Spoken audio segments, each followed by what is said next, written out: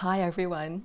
What do walnuts, flax seeds, sunlight, and exercise have in common? Our guest today, Nadine Munson, has all the answers, and it's all about depression. Nadine, welcome to Live Healthy Now. Oh, thank you. So, you are a holistic nutritionist, you're a counselor, you're a weight training instructor, all kinds of good things, and you have the lowdown on depression, because I know you do depression seminars here in the community. What is depression? Depression is the fastest growing diagnosis in Canada. That is amazing. 250,000 young people ages 15 to 24 are depressed in Canada in any given year. 25% of all suicides or all deaths for that age group are suicides. Oh my. Yeah. Those are staggering numbers. Elderly people even. 25% of elderly people depressed, and the suicides in that category are so high. Oh my goodness me. So then depression, what can we say, how can we describe it? How do we know that we're depressed? Depression is a mood disorder when it's to its furthest point. That is a persistent sadness and loss of interest, and it affects the way that we think, the way that we act. It affects our lives, our relationships, our work. It's pretty pervasive. It can carry on, and it can go into just kind of an outlook, where you're just not happy. You're just not happy, and you just don't have the energy or the motivation. And it's not every day. Some days you feel reasonably well, but you kind of default back to this, no energy. They call that dysthymia, and that's that kind of yucky mood for 2 years, if it lasts for 2 years. So, and then there's the big guns, like the major depressive episodes. Okay. Yeah. And So- that's when we really need some intervention. So talking about interventions now, traditionally, what we see a lot of these days, I guess, is the medications. But those aren't always the best thing. Some people might need them for a little bit, I guess, perhaps. Yeah, and medications, they have a place. When a person is really in rough shape, they may be appropriate. Even that is in question on, with a lot of people, whether they are any better than a sugar pill. But for some people, they find them helpful, and they should have them at least long enough to be able to get the energy and the motivation to address the real root cause. And I think that's where we're kind of going in our society now, is to want to have more control over our own health.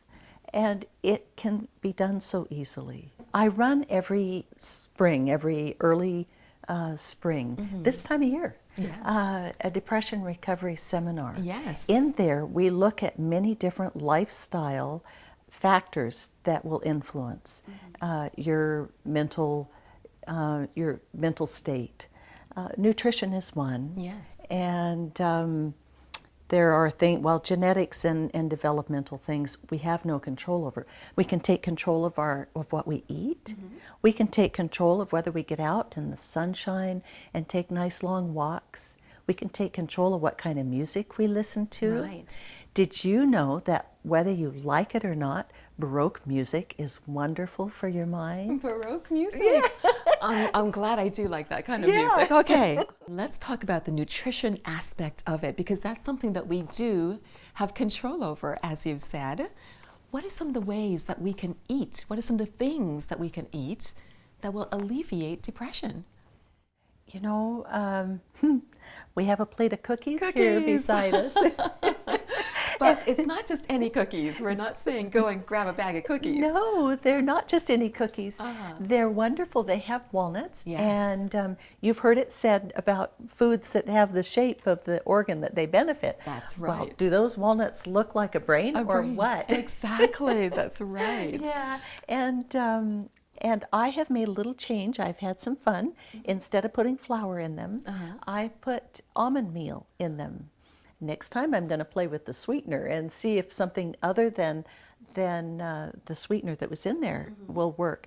But the point is that those all have wonderful benefits for your brain. Exactly. So there's walnuts. What else was in there? The flax. Walnuts, flax, which we know is our omega-3 and is working for us, for our brain. Yes. And then we have the almond meal, and almonds likewise have good brain benefits. Right, yes.